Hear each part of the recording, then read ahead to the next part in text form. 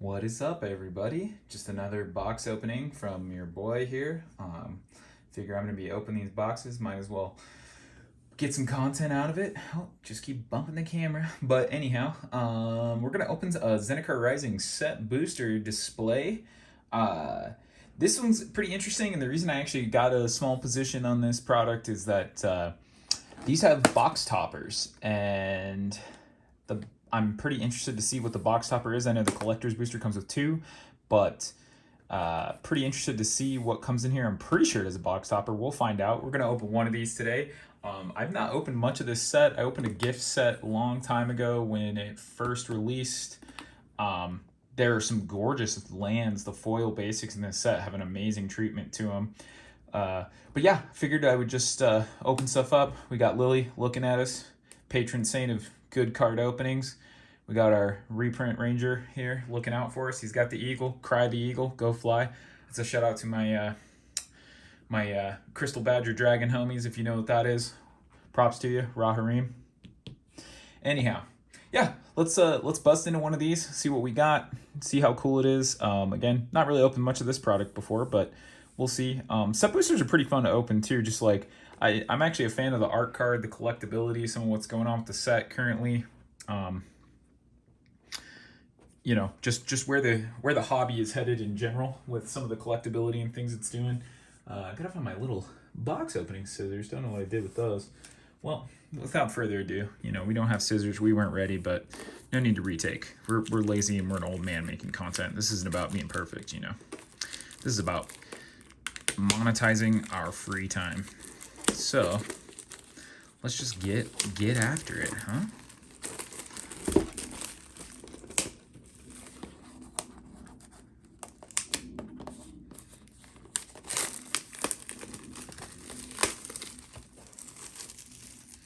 Overall, I don't know if this set was like particularly strong. I know it gave a real rise to this sort of like rune crab rogues that were running around in standard for a while before this sort of like inevitability. Oh, but there is our expedition box topper. This is like the big lottery of the set. I mean, you could get some really, really, really saucy stuff in there, or possibly not. So we will take a look at that in a moment. Guaranteed foil up to 4 rares in these set boosters. Interesting. So before we do that, let's just go look at the economics if they've got them printed on here. Break these out. But that's the thing about set boosters. I mean, I was always curious about what they're going to do to the game. As you can see, it's a 12 card booster, but it has a 4 rare potential in the loot boxonomics of current Magic card openings. Boy, that one stack looks a lot bigger. We'll have to count those packs, but let's see if we can take a look here. So, what's a set booster? If you're not looking to draft, basically if you want to blow money cracking packs, not playing limited, which is usually a bad form, but hey, we already bought boxes, might as well open a few. Each booster contains at least 1 rare or mythic, maybe more, a guaranteed foil, an art card, and if you're lucky, an exciting card from Magic history. What they're alluding to here is the list slot. I'm not positive on what the list slot looks like circa this set, because I think this is a 2022 release. But the interesting thing about that is that the list slot sometimes can absolutely jack the EV of cards through the roof, guys. Like I mean, especially with some of the sets like Commander Legends 2 Battle for Baldur's Gate, that list slot is notoriously juiced. So we will take a look at that, but let's see what we got. 1, 2, 3, 4, 5, 6, 7, 8, 9, 10, 11. Okay, so there were 11 in there. 1, 2, 3, 4, 5, 6, 7, 8, 9. Okay, so let's see. Hopefully this one has 10. Weird that it would be 11 and 9 because you saw him pull out a rows. 1, 2, 3, 4, 5, 6, 7, 8, 9, 10. So we got 30 booster packs. Let's get to it. We'll save this guy for our grand finale. Keep you watching until the end. Maybe that's bad. I don't know enough about making content for this stuff yet, but let's go take a look. Try to go through this one quickly too. Realize I ramble for 5 minutes in these big YouTube box openers. Oh, but there we go. These art cards, man, I actually love these art cards. I think the back is super clean. Interested to see what the future of these are. Like, do they just fade to nothingness? Do people eventually collect these? Does the market emerge? Who knows? Full art basics, gotta love them. We're just gonna fly through our commons here. I'm not sure. Oh, and this is the thing about set boosters. Like, look at this collation. You know what I mean? Like, all of our commons are in the same color, even into the uncommon slot. Pretty interesting how the collation on set boosters works. Some uncommons there, all across the gamut. Ooh, 4 uncommons. Let's see what we got now. Kazandu Mammoth. He's also a land.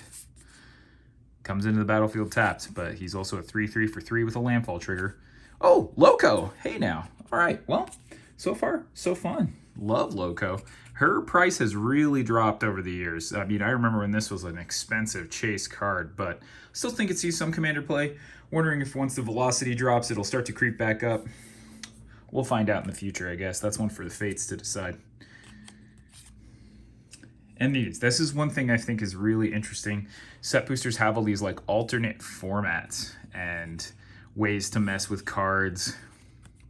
You know, some cards are strong in standard, others shine in draft, but which card looks the tastiest? Take turns being the judge and decide which Magic card is the best in each wacky category. So, you know, you can be like, which one's the best vacation spot, the shiniest, the best rock band name, most likely to eat a hedron, you know, best pet. So, last picked in dodgeball. Ooh, that's rough. So, yeah, just some, I mean, set boosters, if you've never opened one, are pretty interesting because they're just full of, like, a lot of personality.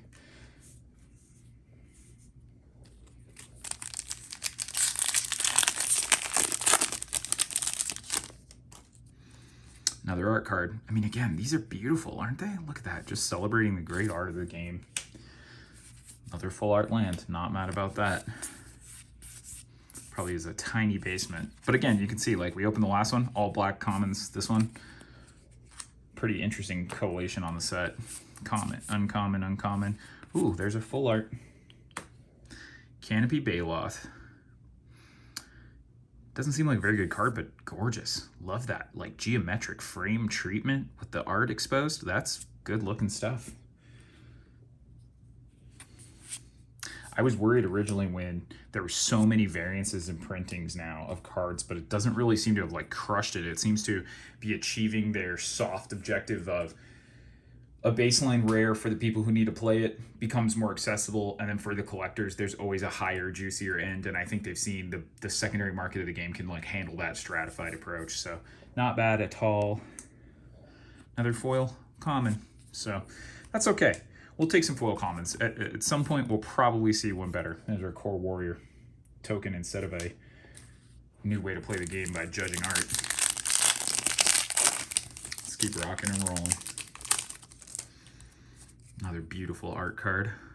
Looks like a merfolk with a dope weapon, just getting after it. I don't even know what card that is. Swamp.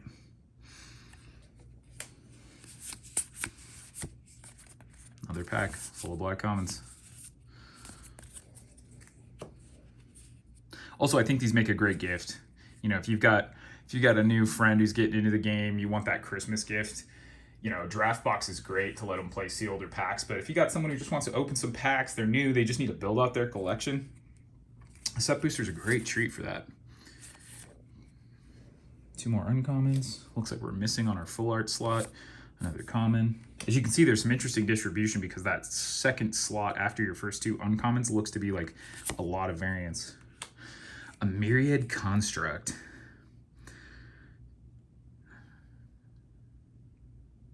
Huh. I wonder if anybody plays that in Commander. If it was kicked, it enters the battlefield with a +1/+1 counter on it for each non-basic land your opponents, plural, control. In Commander, that seems like that number could get exceedingly high.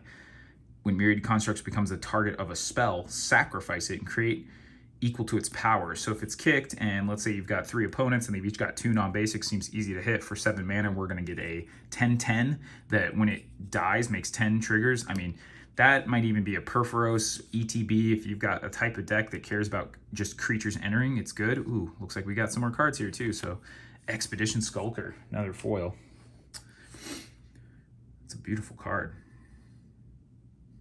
Vampire Rogue, Death Touch. Oh, from the list slot. Okay. So there you go. Good example of what we're doing with the list slot. We're pulling a mythic rare out of it, Chromanticore. Huh. Doesn't seem that great, but still. An extra mythic in your pack with the list slot and a card I've never seen before. Born of the Gods? Or is that some one of those newer Theros sets, but pretty juicy. Look at that. He is extra sparkly. He is a constellation enchantment creature. We'll just give him his own little home over here with our tokens.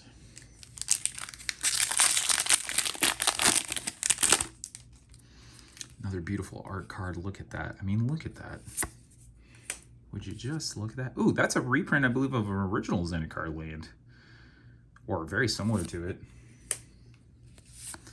We're just going to fly through the chaff.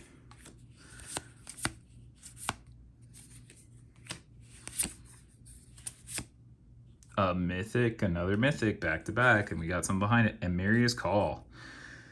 It's a land, and for 7 you can create 2 angels. Non-angels you control gain indestructible. Huh. Seems really expensive for that. But it is part of this. As it enters the battlefield, you may pay 3 life. If you don't, it enters tapped. What? Really? Guys, for a mythic, you're going to do that to me? That's expensive. But beautiful all art foil. A Canyon Jerboa. Look at that cute little guy. It's a beautiful card. They did a good job with that. Let's put that in our foils. Put that over here. I guess we need a spot so that Chromanticore doesn't get lost in the shuffle and end up in the token death bin.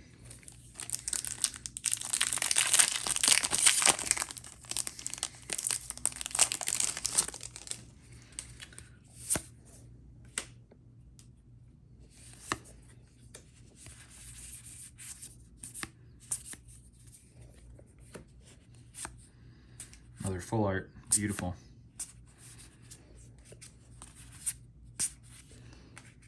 Ooh, a land. Actually, this is a good one. One of these new flip lands. I mean, it's a non-basic, but it's either a mountain or a forest. So, well, not technically. It's a non-basic land, but it can be either type of mana. Fairly balanced. I can see why these are in the more like the $5 to $10 range, but yeah, never sat open in a versatile land. I mean, those will see play at some point. And then a foil rare. There we go. Relic Robber. I don't even know if this is worth it. Again, this is a set I don't know any pricing, so if you're at home and you're like, dude, you opened the bomb in that set, or not. I mean, I thought Omnath was, but from what I saw, it looks like he's banned in every format.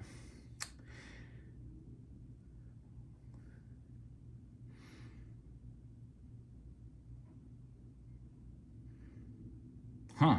That's an interesting little guy there. Kind of more of a politics card than anything.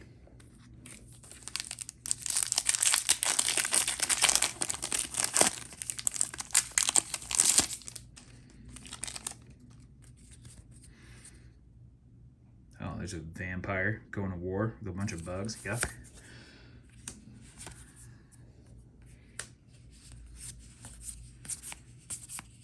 For all you entomology fans out there, I don't think all bugs are yucky. I think ones with lots of spiky bits that look like they're going to crawl all over you and be itchy are ugly because they seem yucky. Oh, another mythic. Okay. Leyline Tyrant, eh? You don't lose unspent red mana as steps and phases end. That's pretty good for a 4/4 flying for 4 already, and a really gross, weird hammerhead going on. It doesn't look like a dragon. It looks like the Eldrazi got in touch. When he dies, you may pay any amount of red. When you do, it deals that much damage to any target. That's... Is this bad these days? Because that seems pretty good. Really? No one's playing that? I mean, I know Goldspan Dragon came out not long after him, but come on, that's bad. That's bad. We don't play that. Huh? Okay. 4 for a 4/4 flying with 2 abilities, and neither is a drawback. And one lets him just turn into burn when your opponent kills him. I mean, I guess counter magic's really strong, and you're gonna have to sacrifice him, but still. In the environment with treasures, you're telling me that that guy isn't just quick, easy damage to the dome, gets you those extra few points to win those matches. I play red in arena myself. Seems like that's the extra stuff I need if it tables. And if it's bait for your counter spells, even better. It's only 4. It's a bad trade, but so's all of them. What do we got here? Zareth's son, the trickster, huh? Flash for 5. Oh, he's a rogue boy. He's at the top of the rogue food chain, huh? That last ability seems pretty good. When he deals combat damage to a player, and he ninjutsus himself with a non-triggered ninjutsu targeted at rogues. Hello. Okay. Prowling Felidar. Oh, he's a little Felidar. But again, look at the in foil, that geometric Zendikar frame, the Hedronesque design, and another card from the list, Splicer's Skill. Interesting. List slot, don't hurt. That's Modern Horizons 1, I think. Some modern set reprint. Interesting to think of that guy as being like a second Mirrodin block card from Mirrodin Besieged, Scars of Mirrodin block, then getting reprinted in a modern set, and then getting reprinted as its modern set printing as the list. You start to see, we're going down a rabbit hole of reprints. There's a yucky little Baloth sitting in a tree doing his thing. Let's rip. This guy. See him all day if you're playing anything. Currently with rogues in the environment, this guy does the job. Great value uncommon to define that deck archetype. Hey, another one of these lands. We're in the Naya flip. Beautiful. Not mad about that.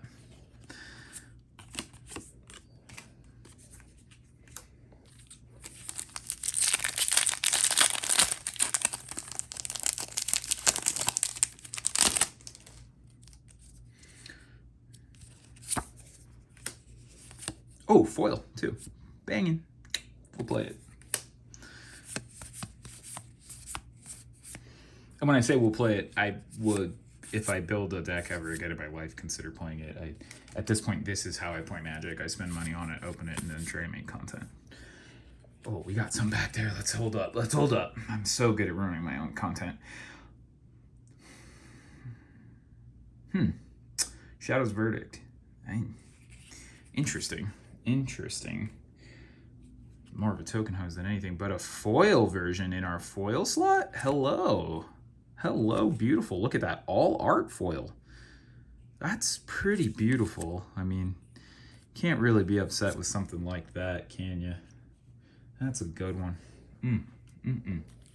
All right, so far, so fun. I mean, it's amazing to see that the prices on this haven't really matured, and I know the card quality wasn't that super high, but it's a set full of lands with box toppers and all this stuff. Like, I get why the collector's boosters are holding price. I'm surprised to see the rest of the products sluggish. And maybe that's just me being thirsty for price increases. It might not be sluggish. I'm just impatient. I need to learn better. But 5 uncommons. So again, set booster, the collation is pretty friendly. It really breaks away from what you expect from a typical distribution. Thieving Skydiver. There's our rare, another foily. All right. Man, we got a lot to go. I gotta speed up. I just got too much to say about this stuff, you know? This is gonna be an hour-long video where I open 30 packs.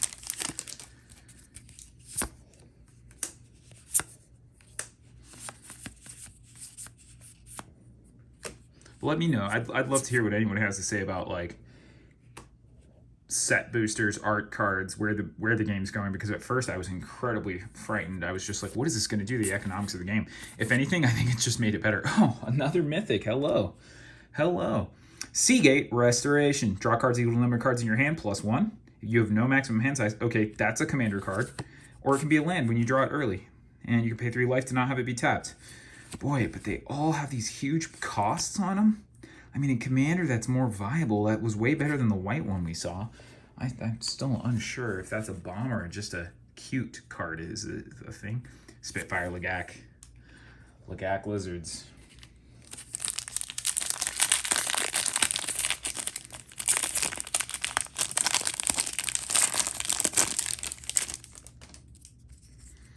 Jace, he's like, oh man. He just realized he got all the way to the store and forgot his wallet. He doesn't have Apple Pay. He was about to buy boxes and then realized he slept in and missed the sale. You know, that's That's me when he misses a good opportunity. He was like, I was looking at those. I didn't buy them at $95. Now they're $120 a box. What am I doing with my life? I make that same face. Another Leyline Tyrant. Man, are we pulling just a mythic almost every pack? I mean, again, is this guy really that crappy? Like, a 4/4 flying for 4. Mana carries over, which I don't know if there's any mana generation. Maybe that's the problem with this guy. There's like nothing that generates mana, but again, in Commander formats, that seems like a thing. And as we all know, Commander is the backbone of the game. When Leyline Tyrant dies, you may pay any amount of red. I mean, it's hard to picture that being like totally bad. Oh, plated Geopede in the list slot. See, that's what I even like. Like, this guy was a performing common, and it's cool to see a Zendikar card reprinted here. Like, it gives people 2 Zendikar blocks ago a taste of what we were dealing with back then when they didn't realize that that set was bonkers powerful, down and in limited. Dude, red? Oh my gosh, guys. If you ever get a chance, you're playing some Zendikar limited, let me tell you about a little card called Plated Geopede and a little card called Blade Tusk Boar. Boy, howdy. Blade Tusk Boar, he's a 3/2, and I believe he can only be blocked by red creatures. He pretty much outguns anybody that's not Plated Geopede with a landfall trigger, and they need to play a land when they're blocking to get around it, so they need to save their Evolving Wilds. Boy, Blade Tusk Boar, he can be the backbone of some damage. There's that beautiful Omnath. He's banned in every format now, but look at that. Ooh wee, gorgeous art. They did a great job with him. Let's see if he shows up in earnest in this. Although I'm not sure even what his price is anymore, because he just got banned into the sun. He's all flipping to lands. Interesting. It's an interesting idea they did with that. Throne of McKindy. Put a charge counter on it, remove it, add 2 mana of any one color. Spells the kicker. Huh, okay. So that seems like it's probably going to be $1 rare forever. Another Foily Merfolk Windrobber. I don't know if that has any current value before those rotate out. I mean, that deck was seeing a lot of play in the last year.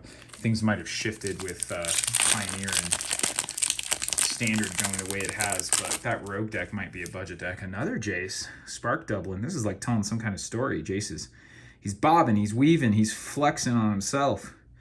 Looks like he almost came down here and just saw a mirror of himself going buck wild. Is there like an evil Jace on the list? This is after Ixalan, so he like lost his memory and then regained it. Ooh, Foily, All Our Forest. So I don't really know. You know, so much has happened with Jace at this point, it's like you can't even really pay attention to it anymore. You just, if you watch my other video, you know, the new Jace. Look at this. How many uncommons are we going to pull right here? 6 uncommons? Fearless Fledgling? Beautiful. Beautiful. Love those cards. Shatterskull Charger. I actually played a little of him on Arena and Budget just because 3 for a 4/3 haste, and if he doesn't have a +1/+1 counter, he bounces back. So if you're familiar with like the Viashino cards and some aggro, but you know, if you kick him, he's a 5/4 and he stays on the board for 5. 5/4 trample haste for 5, or 4/3 trample haste that'll go back to your hand for 3. That's not bad. In limited, it seems like red would be strong. And we got a second rare. Archon of Emeria. 2/3 flying for 3. Flying. Each player can't cast more than 1 spell each turn. Non-basic lands your opponents control enter the battlefield tapped. Wow. Death and Taxes, a Grand Augustin, Commander decks. Way to make them frown, boys. That's one. Dreadworm. He's just a dreadful worm, as opposed to the highly appealing, beloved Snuggle Worm. If you're familiar with the snug worm, he's a friendly one. Oh, Nahiri. That's another card we'd like to see in here. This new Nahiri. Look at this art. This is phenomenal. It's just like telling a whole story here. Really like that approach. That's wild stuff. Let's see if Nahiri or Jace or any of the big dogs come out to play while we rip through, and then we're just right into uncommons. Again, another wall of uncommons.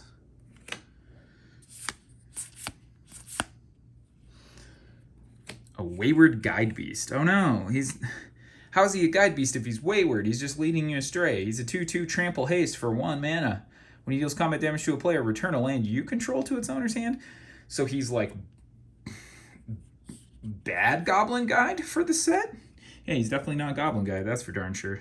And a foily, whatchamacallit. Oh, hey, these actually see a little value these days. You know, Memnite. I don't know how much he's been reprinted aside from the list, so A 1/1 for 0, and he's an artifact. That's cool. Memnite. Nice to see that guy.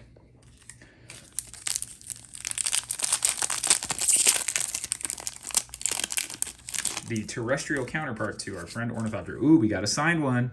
Hey, yo. Those look so great. Look at that. I mean, that's the thing about this. You can open packs all day. You can be a speculator. If you don't actually just enjoy these cards, you're really missing out. That's my big thing, is like, it's fun to open them. I don't, like I said, I don't even play that much, but I still fantasize about deck building and interactions and the thing.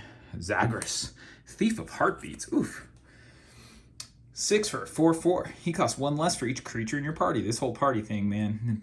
It's like Allies Revisited, but I think they missed the mark again. Flying, Death Touch, and Haste. Other creatures you control have Death Touch. Big. When a creature you control deals combat damage to a planeswalker, destroy it. Okay. Those are good lines of text. Interesting. And we got another rare. Who's coming out here? 2 legends, too. We're going to the Commander Fest after this. He's a Demon Cleric for 3. Taborax, Hope's Demise. Love that name. Flying. Taborax, Hope's Demise has lifelink as long as it has 5 or more +1/+1 counters on it. Okay, how does he get them? Whenever another non-token creature dies, you control dies. Put a +1/+1 counter on him. If it was a cleric, you may draw a card. If you do, lose 1 life. Okay, so the life-gaining cleric deck gets a demon that comes to play, but he's a demon cleric. Shadowborn Apostle? Are you his friend? Do you know my buddy Shadowborn Apostle? Because I believe he's a black cleric that people build a deck around, and now that he's pushed, it's $3 for that common. Let's find out. Okay, you can tell I'm pumped too, guys. I hope you can feel the energy in this one, where I drank a ton of coffee this morning. Went and did some retail therapy at Target. Now we're ripping booster packs. Oh, there's oh gosh, what's her name? I want to say Naya, but that's not her name. What's this little green planeswalker lady's name? Oh, getting old is terrible, guys. It'll probably say on the back here. Nissa. There's Nissa. Look at these. These like full-on like story triptych murals of these planeswalkers are beautiful. Especially on the art card. I'd love to open one of the actual ones, but let's see. Let's see. Have I been a good boy? Does Santa want to smile on me? Or is he like, ho, ho, ho, you get nothing but coal, bud. You get those 7-drop mythics. Inscription of Ruin. So like a really big charm you kick. Seems a little costly for what you're going to get out of that, but charms have a way of finding relevance, especially if they've got some synergy with more than one ability. So who knows? Again, once I see something that costs 7, and it looks like they tried to go back to some of Zendikar blocks like World Wake and Rise of the Eldrazi Battle Cruiser Magic, which is great, but if you don't have a format supporting that, landfall, thing like Loco, it's hard to expect anyone to play a card for 7 that doesn't just end stuff or totally dominate the game. I like that token a lot. A Goblin Construct. Okay. Ooh, beautiful. Shiny art cards. I think the market on art cards is interesting too. It's like they all come out, they're like $3, but no one actually buys them for that price, and they all crumple to 30 cents. But again, for us long-term position holders, I'm curious to see what they do. Goma Fada. Archpriest of Iona. That name's pretty powerful. 1 for a star 2 human cleric. Its power is equal to the number of creatures in your party. Your party consists of up to 1 cleric, rogue, wizard, and warrior, so it can be at 4 at maximum, and it makes it a 1. At the beginning of combat on your turn, if you have a full party, target creature gets ++. That's pretty weak. Pretty weak there. Archpriest Iona, you need to get back in it, girl. She shuts down whole colors.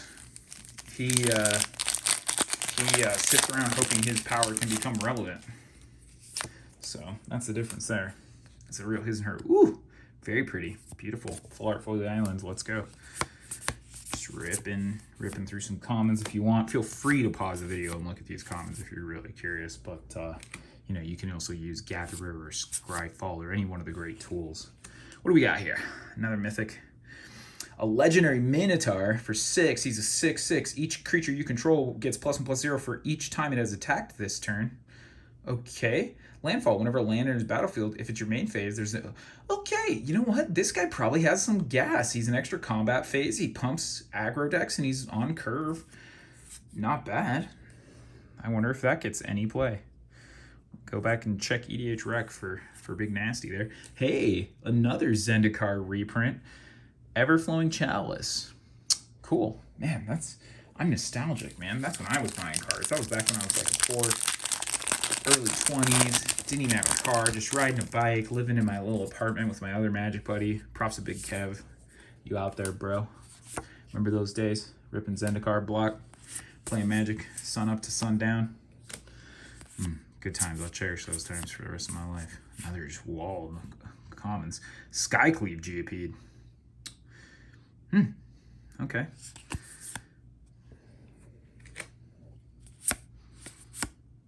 Kaza, Royal Chaser.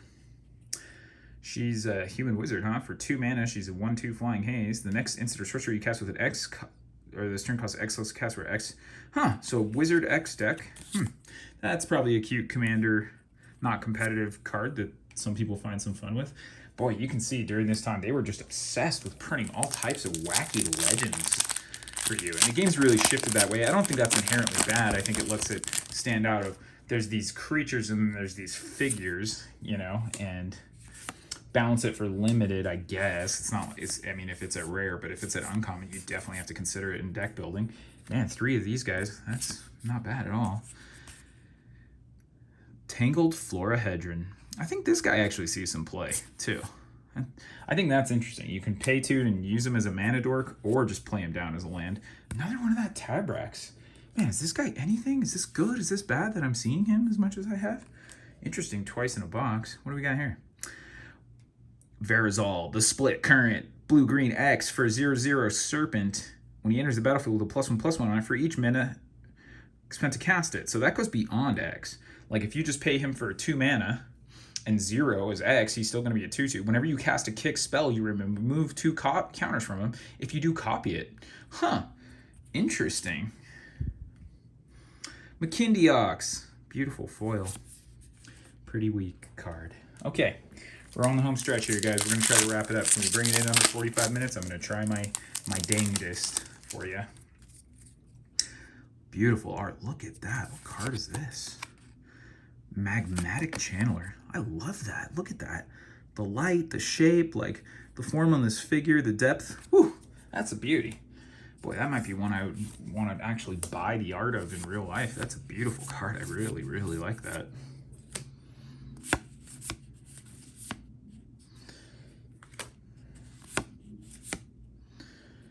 Kargan Intimidator. Cowards can't... Oh, it's this guy! He was time shifted in Future Sight, and here we see him now. Cowards can't block warriors. Man, that's cool. Wow, look at him coming back. He's finally made it into reality. Oh, what do we have here? Your cards in play. Creatures, lands, hand, library, graveyard. Huh? That's interesting. I like that they're just like, hey, let me help you out, new people. Because if you did get this for your younger sibling or friend for Christmas, they're new to the game, that is one thing for new players. They love cards and then they are like, so what do I actually do to have what I'm doing make sense? Boy, I just tooted too, so I wonder if that'll show up in a YouTube video. If it does, there you go. Timestamp the toot. Hopefully they're ruffling those packs and now it's me just calling it out, but what are we if not honest on this channel?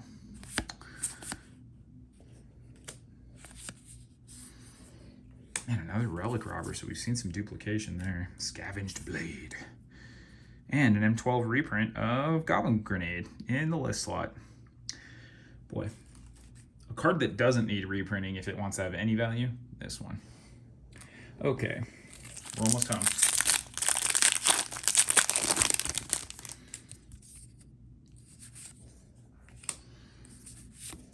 It's so interesting to see how they've expanded the Vampire Tribe over the years. Like, clearly it's popular, although Crimson Vow kind of brought it to Earth. But just looking at, like, the variants in Magic design for vampires, they have this, like, awesome, almost, like, tribal-esque bones and face paint and, you know, kind of like a Aboriginal warrior-type feel in Zendikar. They've got a conquistador feel in Ixalan. They've got your usual Victorian-esque in Innistrad. It's very cool to see what they do. Kicker, can't be countered. Hexproof, haste. Okay.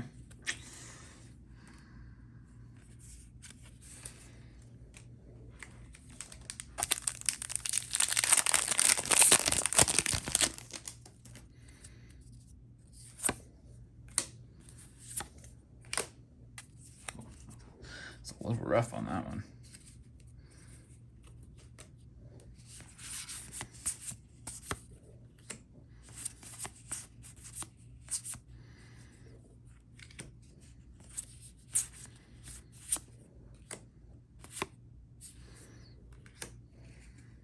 Skyclave Shade. 2 for it. 3/1. Kicker. Man, does every card in this set cost $1 million or kick for another $1 million? The prices, the cost, they had such a slow set here. I'd be curious to know what this set is bookended with, and if part of why it performed poorly is that the only cards I've seen really get any sort of play outside of block in this format are cheap and insular, and then everything in this set is like, it's on curve, but it'll kick and landfall and become big, slow, and chubby.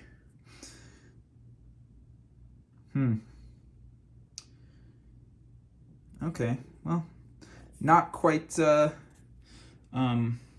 what was that guy? That vampire spirit that had landfall in the first Zendikar. Seems like a throwback to that. There's a lot of homage to original Zendikar in this. What was that guy? Bloodghast? Bloodghast. That guy was awesome. That guy is not Bloodghast. Hey, another signed card. This is one of the few times I think we're going to see 2 gold signed cards in one box.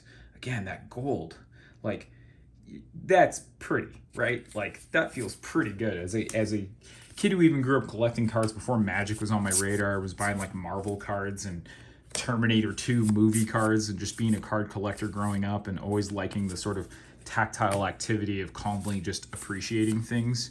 Very much a little indoor boy. When Legion Angel enters the battlefield, you may reveal a card you own named Legion Angel from outside the game and put it in your hand. So you load your sideboard with these, and they're just 4/3 flyings for vanilla? That doesn't seem to do much for you. But another one of these foilies. Kazandu Nectar Pot. That's a weird... Is that like a term of endearment in Zendikar? Like, hey, you're my little nectar pot, you know? She's all caked up. What a little sweetie pie, my little nectar pot over there. You know, she's like, that's a bug. Don't call me that. That's like when you meet a girl who really likes Harry Potter. The first time you try to call her your little Hogwart. Don't fly. Dude, look at this art. This is gorgeous. I don't know if this is alt art for a certain spell. Thwart the Grave.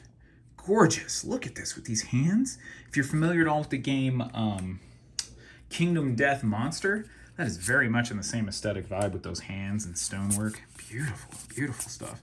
Trying to get on that Kingdom Death hype. Confounding Conundrum.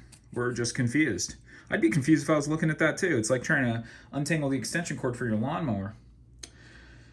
When it enters the battlefield, draw a card. When a land enters the battlefield under an opponent's control, if that player had another land enter the battlefield under their control this turn, they return a land they control to its owner hand. So landfall trigger on your opponent's land that if they already had a land, they have to put one back in their hand. That may actually hurt you. I don't know that that's even good or just confusing or creative. Beautiful foil negate though. Love that. Look at that. That's a keeper. Okay, down to our last 3. Let's make it big. Do we see any planeswalkers? Do we see any of the big juice here? Let's go. Is that Grove of the Burn Willows art? What is this? Grove of the Burn Willows. Yeah, so that must be from the expedition. Look at me calling that. Pat myself on the back later.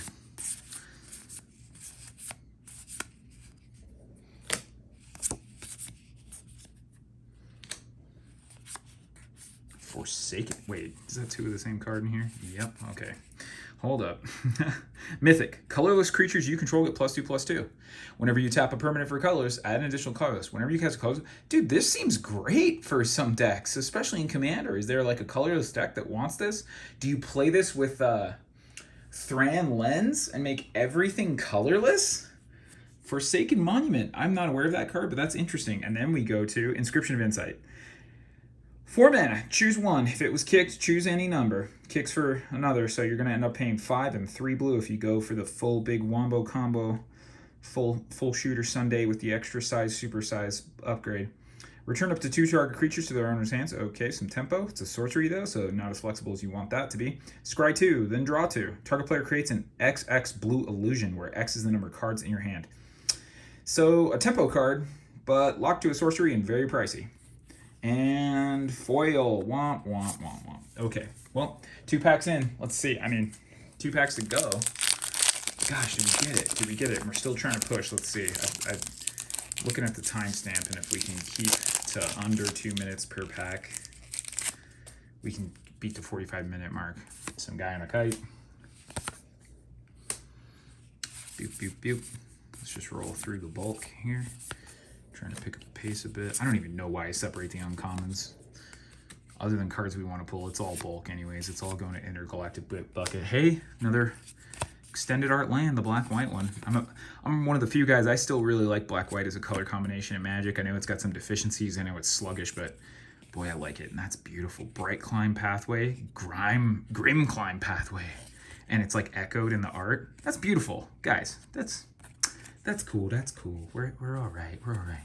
And what do we got? We got another foily. And our third, and then now I think we've got World Wake, or this is Zendikar Rising, or Battle for Zendikar, BFZ from the list. Retreat to Coralhelm. Huh.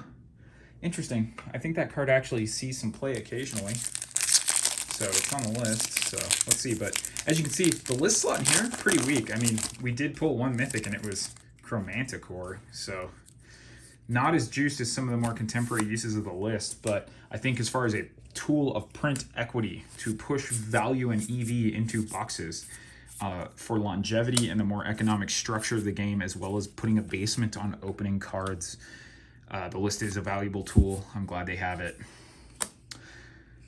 Akiri Fearless Voyager. Okay, so he's an equipment commander. Not bad. What do we got here? Valakut Exploration. Whenever a land enters the battlefield under your control, you may exile a top card of your library. You may play it as long as it remains exiled. At the beginning of your end step, if there are any cards exiled with it, put them into the owner's graveyard. Then it deals that much damage to each opponent. Cool. Tricky and cute, doesn't seem good enough, but there we go. Okay, so here we are. Not the most life-changing thing, but it was fun to check out these cards. And now we're gonna head to the big cake. You know, feel free. I don't know what all can be in this. I do know it can be some pretty spicy reprints of pretty epic lands. We're gonna get a foil. It's wild to hold a booster pack that literally is 1 card. Make or break. Make or break, you guys. Ooh. Who knows? Who knows what can be in here? You know? Let's make sure we damage it a little bit while we get it out. Okay, here's the big moment. Spire Garden. Not that cool, but still beautiful expedition. I mean, it's a Spire Garden. It'll see some play. I imagine that's probably about $10 or so. But there we go. We didn't hit the big wombo combo, foily, super etched, whatever the highest M1 is. But there you go, guys. Some Zendikar Rising right at the timeline. And, you know, it's interesting. The rest of these, I'm just going to sit on. I have a feeling that the potential of box toppers in a set loaded with lands, it'll start to hit some maturity soon. And we'll see where this goes. I have a small position. Just want to try it out. But thanks for joining me, guys. Don't drink too much coffee. Go play some Magic. Peace.